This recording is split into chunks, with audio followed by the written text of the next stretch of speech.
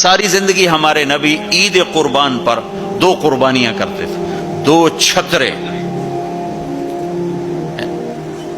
ایک اپنی طرف سے کرتے تھے اور ایک امت کی طرف سے کرتے تھے، ساری دو۔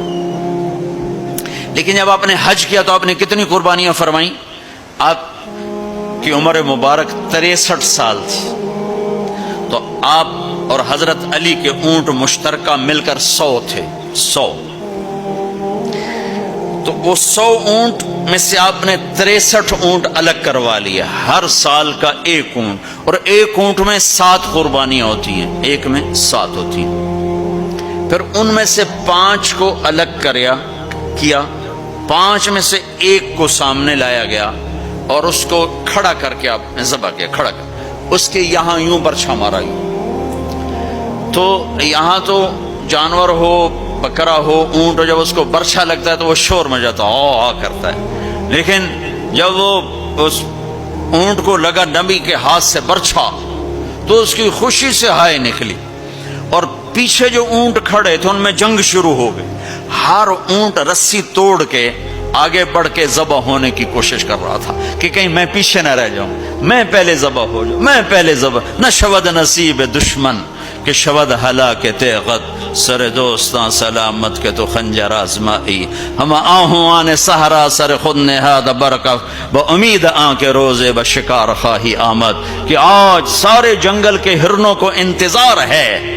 کہ آج ہمارا محبوب شکار کرنے آ رہا ہے، تو ہر ہرن گردن جھکا کے کھڑا ہے کہ میں ذبح ہو جاؤں، میں ذبح ہو جاؤں، میں ذبح ہو جاؤں۔ تو یہ شعر میرے نبی پہ فٹ آتا ہے